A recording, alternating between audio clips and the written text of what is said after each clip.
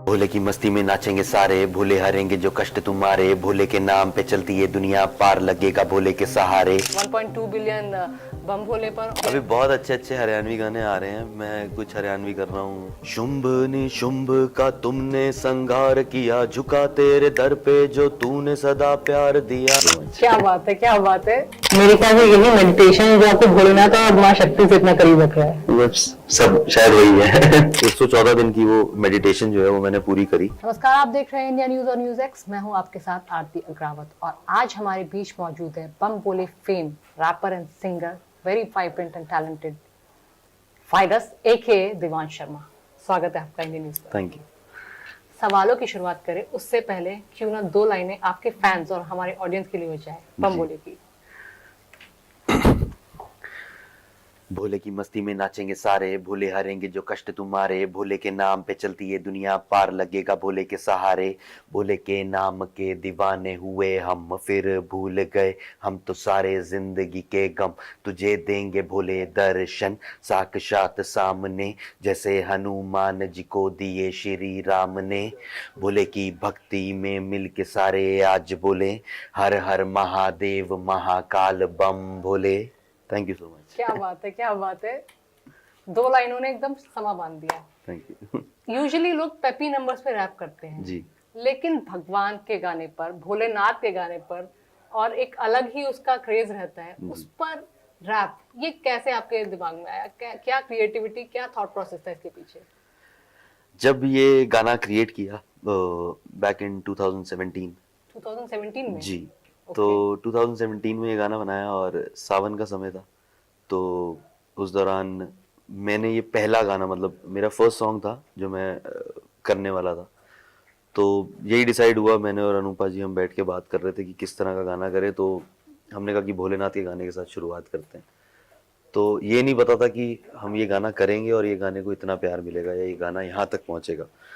तो वो ऑडियो किया था हमने और वो ऑडियो आई थिंक वायरल हुआ और वो अक्षय पाजी तक पहुंच गया। शानदार वायरल हुआ उसके 1.2 बिलियंस। yeah. उसके और पे अलग अलग हॉलीवुड के सेलिब्रिटीज है, उन्होंने सबने रील्स बनाई सबने थी रील्स बनाई टिकटॉक पर। जी। शानदार है।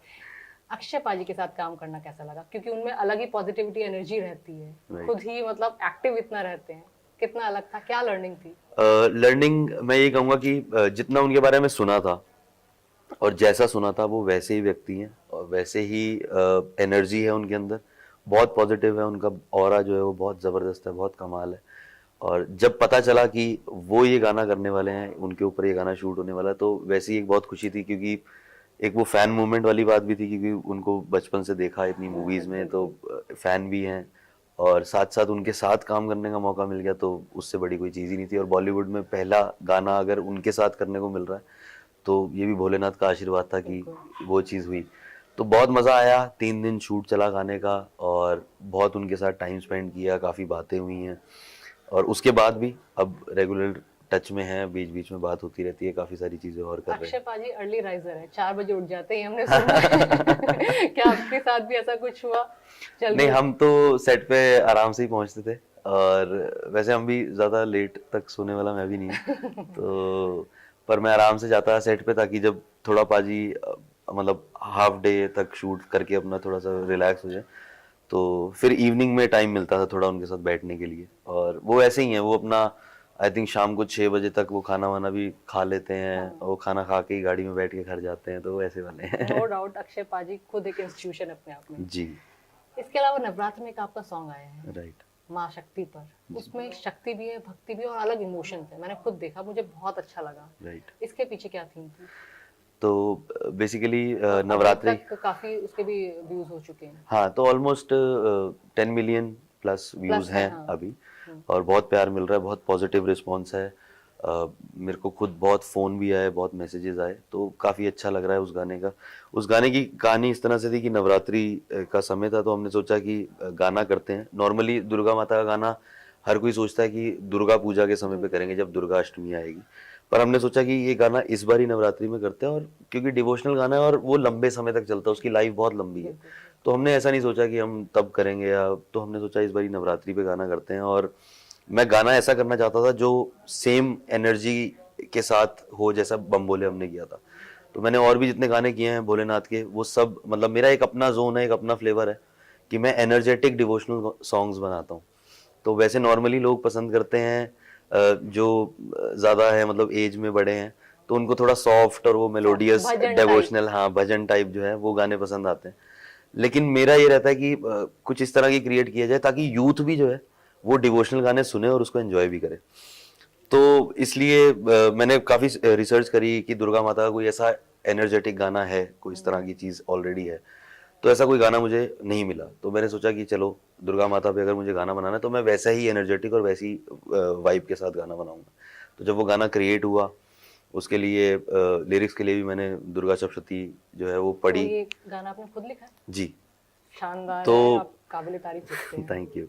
तो फिर उसमें से काफ़ी सारी चीज़ें निकाली, तो वो लिखा, गाने को म्यूज़िक क्रिएट किया, सारी चीज़ें जब हुई तो उसके बाद मुझे लगता है उस गाने को सुन सुन के ही वो वाइब आ रहा था कि वो एक कनेक्शन दिखाना चाहिए वीडियो के अंदर, कि जहाँ पर एक माँ और एक बेटी का रिलेशन दिखे, एक वो माँ की जो शक्ति है और भक्ति है जैसे आपने बोला, तो वो दोनों का जो बिल्कुल नजर आ कॉम्बिनेशन रहा है। है, सामने उस स्क्रीन पर दिख रहा है। हाँ, तो हमने एक मैसेज भी देना चाहा सेव गर्ल चाइल्ड का। हाँ, एक हमने माताओं, बहनों, बेटियों में दुर्गा का वास होता है, एक उस तरह का भी मैसेज जो है वो इस वीडियो से आता है।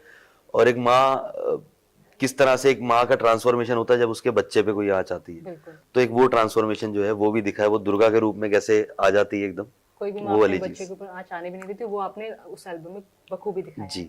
तो क्यों ना अभी वो वाइब मैच करवा देते हैं, दो लाइनें दो उस लाइनें गाने प्लीज उसकी हो जाए। शुंभ निशुंभ का तुमने संगार किया, झुका तेरे दर पे जो तूने सदा प्यार दिया। रूप यश हो देती तुम रोग नाश करती हो, काम क्रोध शत्रु का तुम विनाश करती हो। देवों की शक्ति दुर्गा, करते तेरी भक्ति दुर्गा, माताओं बहनों और बेटियों में बसती दुर्गा दुर्गा। तो आपका हमेशा से रुख डिवोशनल सॉन्ग्स पर रहा है? रुख तो नहीं कहूंगा, मैं ये कहूंगा कि एक इंटरेस्ट? मैं खुद बहुत स्पिरिचुअल बंदा हूँ। मतलब मुझे डिवोशनल गाने इसलिए करने हैं क्योंकि मेरा मन करता है। मैं इसलिए डिवोशनल गाने नहीं करता कि डिवोशनल गाने चल रहे हैं या मार्केट की डिमांड है या लोग पसंद कर रहे हैं तो सिर्फ इसीलिए करने हैं। जब नहीं भी पसंद करेंगे मैं तब भी करूंगा, और अभी तो लोग खैर पसंद कर ही रहे हैं, तो एक वो भी हो जाता है कि ऑडियंस की डिमांड के लिए भी और अपने मन के लिए भी, क्योंकि एक कला है और वो कला उसने दी है तो उसके लिए गाएंगे तो और ज्यादा बेहतर होगा। नहीं, ये बहुत अच्छी बात है। आज के टाइम में खुद सिर्फ एक डिवोशनल सॉन्ग्स करना और उस पर इंटरेस्ट रखना बहुत कम लोग कर पाते हैं। जी। वो मार्केट की डिमांड के हिसाब से करते हैं। ये आपने बहुत अच्छी बात कही, कम से कम मेरे दिल को तो छुई है। इसके अलावा the Miller, the captain Miller, captain Miller जो साउथ में धनुष की मूवी थी, जी। उसमें आपने हिंदी में सॉन्ग, जी।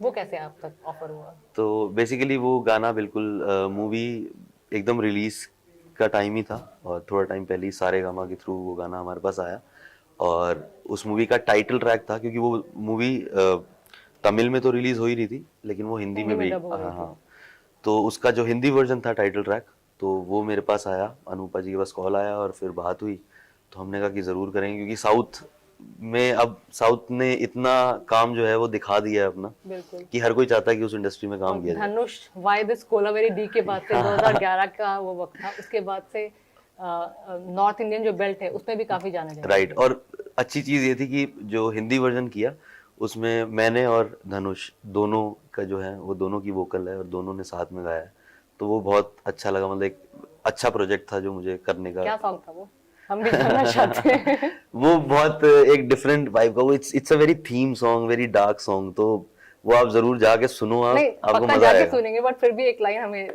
जाननी है अभी आपसे। उसका उसको गाने के लिए ना, मतलब वो एनर्जी एक अलग है, वो डिफरेंट एनर्जी है। मैं चाहूंगा कि लोग जाएं और उस गाने को सुने, वो चेकआउट करें। क्या क्या टाइटल है? हम किलर किलर सॉन्ग का नाम है, किलर किलर किलर। किलर। देखो From धनुष का Captain वाई Miller। दिस कोलावेरी डी के बाद किलर किलर। हाँ। अब देखते हैं कि देवांश शर्मा ने उस पर कैसा काम किया है। जी। इसके बाद आ जाते हैं माशुका पर। माशुका रकुल प्रीत के साथ आपने वो एल्बम, वो काफी शानदार हिट हुई है। राइट। वो किस तरह मिली और रकुल प्रीत के साथ काम करने का एक्सपीरियंस कैसा रहा? बहुत अच्छा एक्सपीरियंस था। पंजाबी सॉन्ग था या हिंदी है? वो बेसिकली हिंदी सॉन्ग है। अच्छा। और वो सिंगल ही था। जे जस्ट म्यूजिक अब तो खैर रकुल प्रीत वहाँ पे उनकी शादी भी हो शादी गई हो है। गई तो जेजस म्यूजिक का ये गाना था और जैकी बाजी से बात हुई और उन्होंने कहा कि तनिष्क जो है वो म्यूजिक कर रहे थे उसका, आशीष कौर ने गाया है, साथ में देव नेगी ने गाया है और रैप मैंने किया उस गाने में। तो वो रैप चाहते थे कि मतलब कुछ इंटरेस्टिंग सा जो गाने की वाइब के साथ बहुत मिलता हुआ। तो वो गाना मैंने जब जब आया हमारे पास, मैंने गाना सुना तो आई थिंक वो एक रात में ही उसका रैप बना के रेडी करके उनको नेक्स्ट डे भेज दिया था और जैकी बाजी को भी बहुत पसंद आया, सबको बहुत पसंद आया। तो वो सॉर्ट हो गया था मतलब कि हाँ हम ये चीज़ कर रहे हैं। लेकिन तब तक मुझे नहीं पता था कि Rakul is gonna perform on that track.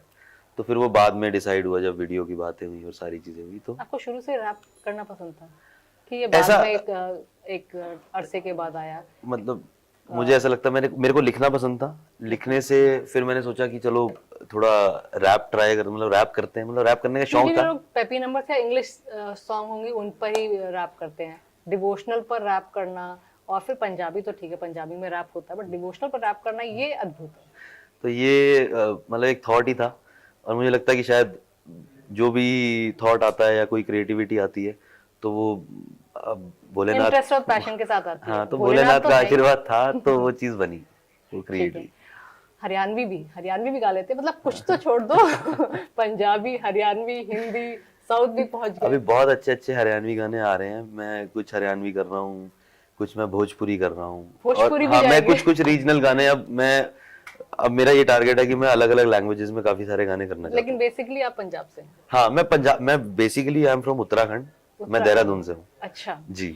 और मैं पंजाबी इंडस्ट्री में बहुत काम कर चुका हूँ। मैं मुंबई काम कर रहा हूँ और अब मैं रीजनल गाने जो हैं वो भी बहुत सारे कर रहा हूँ। हरियाणवी कैसे मिला? और हरियाणवी तो बहुत ज्यादा अलग लैंग्वेज हो जाती है।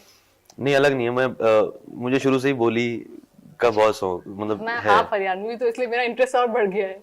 क्या गाना? नागिन डांस वो भी? नहीं नागिन डांस तो मैंने किया। अभी और कुछ बढ़िया ठेठ, कुछ और कुछ बढ़िया और आने वाला है? कुछ अर्बन रागनी टाइप कुछ ऐसे गाने आ अच्छा, रहे हैं। रागिनी भी आएगी।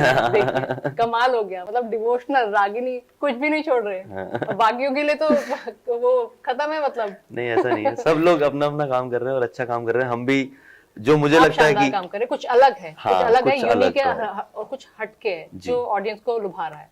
यही कारण है 1.2 बिलियन बम भोले पर और ये नवरात्रि पे जो सॉन्ग रिलीज हुआ है इसको भी भरपूर प्यार मिल रहा है जी।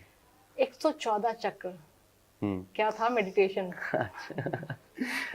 तो एक फेज था जहाँ पे मेरे को लगा कि मुझे मेडिटेट करना है और डिसिप्लिन लाने की जरूरत थी या फिर कुछ कंसंट्रेशन के लिए? Not या फिर basically- खुद को काम डाउन करने के लिए, या फिर शांत, एक होता है ना बहुत टाइम आप काम कर लेते हैं उसके बाद थोड़ी शांति चाहिए, उसके लिए मेडिटेशन? क्या कारण था? देखो आपको जब आप बचपन से बड़े होते हो ना तो आपको बहुत सारी चीज़ें परिवार से मिलती हैं। जैसे रिलीजियसली बहुत सारी चीज़ें आपको सिखाई जाती हैं, बताई जाती हैं। तो आपका एक विश्वास होता है भगवान की तरफ। लेकिन जब आप मतलब सुनते हो या कहीं पे पढ़ते हो और आपको ये पता चलता है कि कुछ और भी है जो भगवान से मिलन करा सकता है। तो हाँ, अब किसी किसी में वो चाह होती है कि वो चीज़ करना चाहता है, किसी में नहीं होती है। मुझे तो लगता है हर एक को करना चाहिए। जो करेगा और जिसको वो फील होगा तो वो शायद ज़्यादा बेहतर समझ पाएगा इस चीज़ को। तो मैंने जब इनिशियली स्टार्ट किया तो बहुत टाइम लगा, 1 महीना 1.5 महीने तक। तो मतलब धीरे धीरे वो बॉडी यूज टू हुई कि हाँ। पर जब वो 1 1.5 महीने का समय निकल गया तब जाके धीरे धीरे वो बॉडी में एक फील, एक सेंसेशन, एक वो ऑरा, क्रिएटिविटी, वो सारी चीज़ें अपने आप को पता चल रही थी। तो कनेक्शन फील हुआ? हाँ तो वो कनेक्शन जो है वो फिर मैंने 114 दिन का, क्योंकि 114 चक्र होते हैं। हर कोई आपने बहुत सारे इंटरव्यूज या पॉडकास्ट देखे होंगे जहाँ पे 7 चक्रों के बारे में बात होती है। लेकिन टोटल हमारी बॉडी में 112 चक्र होते हैं। 2 चक्र हमारी बॉडी के बाहर होते हैं, तो टोटल 114 चक्र होते हैं। और 114 दिन की वो मेडिटेशन जो है वो मैंने पूरी करी। और सुबह उठ के ब्रह्म मुहूर्त में, और फिर तो ऐसा हो गया था कि मतलब अपने आप ही आँख खुल जाती थी। हाँ खुद ही आँख खुलती थी। और आप बैठे हो, आप ध्यान में हो, आप कितने लंबे समय तक बैठे हो आपको नहीं पता चलता। तो एक वो जोन जो होता है ना, उस जोन के बाद जो आपको रियलाइज होता है या जो चीजें घट रही हैं और किस तरह से हो रही हैं उनका आभास होना, वो आपको बताता है कि क्या कनेक्शन है। मेरे ख्याल से यही मेडिटेशन है जो आपको भोलेनाथ और माँ शक्ति से इतना करीब रख रहा है। बस सब शायद वही है।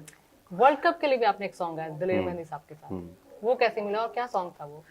तो वो गाना जो था वो बेसिकली इंडिया का जो वर्ल्ड कप था, तो वर्ल्ड कप के दौरान एक कंपनी है उनसे बात हुई और वो चाहते थे कि एक गाना क्रिएट किया जाए जो वर्ल्ड कप पे, और मेहंदी साहब की आवाज़ तो ऑब्वियसली आप जानते हैं, तो वो एनर्जी, वो पावर तो सुनते उनकी सुनते बड़े उनकी हुए हैं। हाँ, तो उनकी आवाज़ में कमाल की है। और उन्होंने आज तक किसी से कोलैबोरेट नहीं किया था एज अ रैपर, तो मतलब कोई रैपर था ही नहीं आज तक जिसने दिलेर मेहंदी जी के साथ गाया हो। तो ये भी एक बहुत अच्छा एक्सपीरियंस था कि बीइंग द फर्स्ट रैपर कि उनके गाने में आपने रैप किया।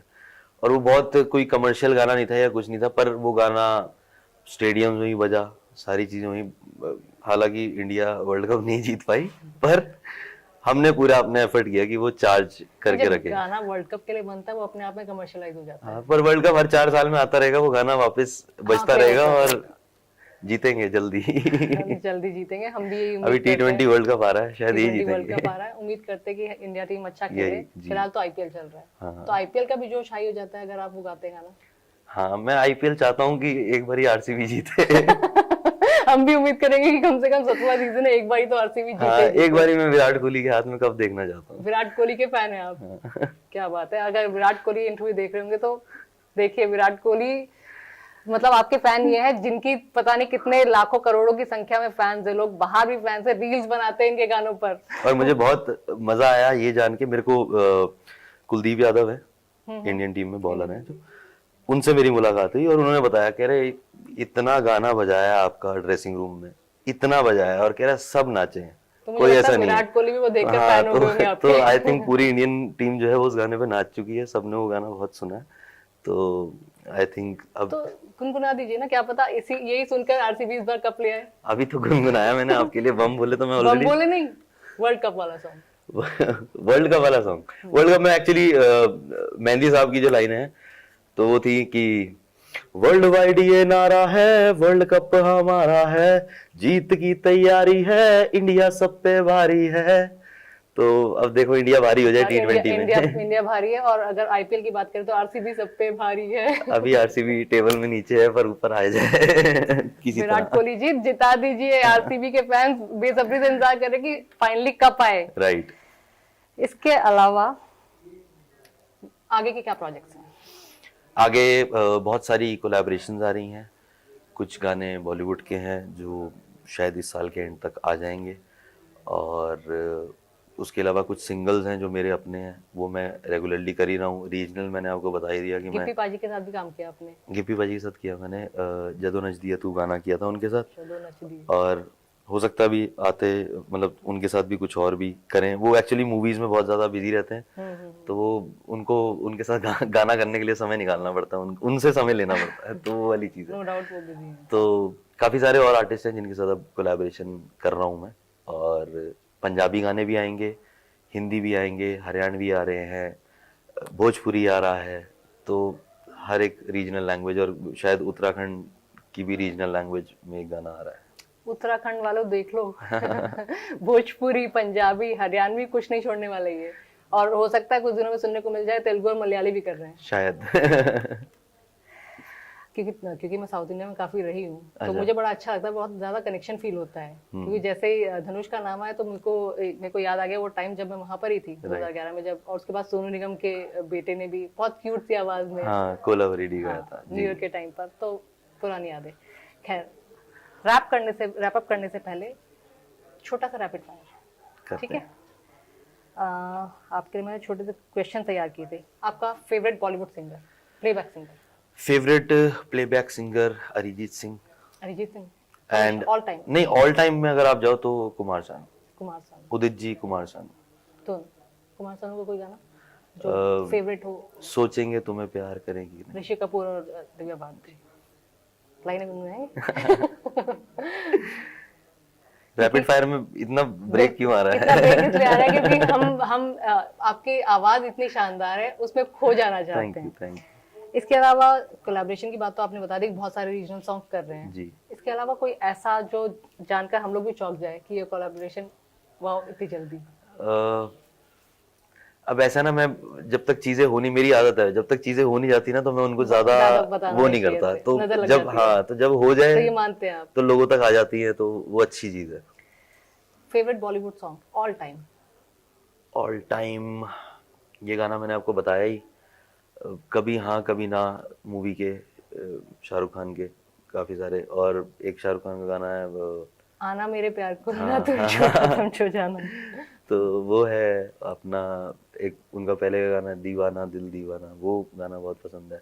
तो ये पुराने गाने हैं, और उससे भी पुराने गाने हैं जो मैं सुनता हूँ। तो सुनता मैं कुछ इस जोन के गाने हूँ, किशोर कुमार, क्रिएट मोहम्मद में रफी का नहीं क्या? सुनता हूँ, बिल्कुल किशोर साहब सुनता हूँ, मोहम्मद रफ़ी साहब को सुना है, और महेंद्र कपूर का गाना है, उनके गाने सुने हैं। तो गाने में सुन, जोन वही है, मैं तो सुनने महेंद्र वाला कपूर वही हूँ। मुझे पता नहीं आज के लोगों को पता है कि नहीं पता, मुझे पता है, मैं पर्सनली उनके गाने बहुत पसंद उनका एक करती गाना हूँ। है मेरा प्यार वो है कि मर के भी तुमको जुदा अपनी बाहों से होने ना देगा, वो गाना बहुत सुना मैंने। सुनाएंगे? मेरा प्यार वो है कि मर कर भी तुमको जुदा अपनी बाहों से होने ना देगा। मोहम्मद रफी और महेंद्र कपूर की आवाज बहुत मिलती थी, हाँ, बहुत लोग कहा करते हाँ। थे। अब पता नहीं आज के ऑडियंस, आज के बच्चे जानते हैं कि नहीं जानते, बट सुना अगर करे ना। सुना करे तो वो उसमें खो जाएंगे, हम्म। उनको बार बार आपको सुनने का मन करेगा। इसके अलावा फेवरेट म्यूजिक डायरेक्टर फेवरेट और म्यूजिक जिनके साथ डायरेक्टर, आप काम भी करना चाहते हैं? मैं प्रीतम दा के साथ काम करना चाहता हूँ, क्योंकि बहुत शानदार। वर्सेटाइल है, बहुत अलग अलग तरह के गाने इन हैं। दिनों हाँ, तो बहुत मतलब मुझे बहुत पसंद है, तो मैं प्रीतम दा के साथ ज़रूर काम करना चाहता हूँ। सलीम सुलेमान है, बहुत अच्छा, मतलब उनकी कॉम्पोजिशंस। शुक्रान अल्लाह। हाँ तो आपका ओपिनियन अभी आजकल जो रिमिक्सिंग वाला ट्रेंड चल रहा है, मेरा क्या ओपिनियन, लगता है? रिमिक्सिंग इस तरह अच्छी है। जैसे हम अभी बात कर रहे हैं कि आज का यूथ जो है वो नहीं सुनता है या कम सुनता है, तो शायद रिमिक्सेस से ही उनको पता चले कि पुरानी कॉम्पोजिशंस में कितना दम था, क्योंकि वो चीज़ जो है वो आज की डेट में नहीं क्रिएट हो रही है। वो कॉम्पोजिशंस जो थी वो बहुत कमाल थी, वो आज भी उतनी, उनको बार बार सुनने का मन करता है, हाँ, बोर नहीं होते आप। तो हाँ, तो आप उससे बोर नहीं होगे, और वो जिंदा रहने वाली चीज़ है, उनकी लाइफ बहुत है। इसके अलावा कोई बॉलीवुड एक्टर या एक्ट्रेस जिनके लिए आप गाना गाना चाहते हैं, जो दिल में है कि हाँ इनके साथ तो पक्का बनता ही बनता है? रणवीर सिंह जो करना चाहता हूँ, क्योंकि मैं जितना एनर्जेटिक गाने बनाता हूँ वो एनर्जी, उनकी एनर्जी से मैच होगा। मैच करेगा। और विकी कौशल के साथ मैं करना चाहता हूँ। ये दो आर्टिस्ट हैं जो मेरे को आज, जिनके साथ मैं जरूर करना चाहता हूँ। जाते जाते कौन सा गाना गुनगुनाएंगे? जाते जाते कौन सा गाना सुनाएंगे? जो आपका फेवरेट हो, जरूरी नहीं आपका हो, आपका फेवरेट हो। अच्छा, तो आजकल अरिजीत सिंह का एक गाना सुना देता हूँ आपको। आपका कौन सा फेवरेट है, जो आप बताओगे वो सुनाऊंगा। मेरा फेवरेट मेरे फेवरेट सॉन्ग ज्यादातर किशोर कुमार के हैं। कौन सा गाना बताओ? ओ मेरे दिल की चैन। ठीक है। ओ मेरे दिल के चैन, चैन आए मेरे दिल को दुआ कीजिए। दो लाइनें आपने कहा था ना, 2 लाइनें सुना। तो वो तो 2 लाइनें बोलने वाली बात होती है, उसके आगे ओ अपना ही साया देख के तुम जाने जहां शर्मा गए, अभी तो ये पहली मंजिल है, तुम तो अभी से घबरा गए। मेरा क्या होगा सोचो तो जरा, आए ऐसे ना आहें भरा कीजिए। शानदार शानदार। Thank बिल्कुल you. बिल्कुल मन नहीं कर रहा कि इस म्यूजिकल नाइट को बंद किया जाए, क्योंकि मैं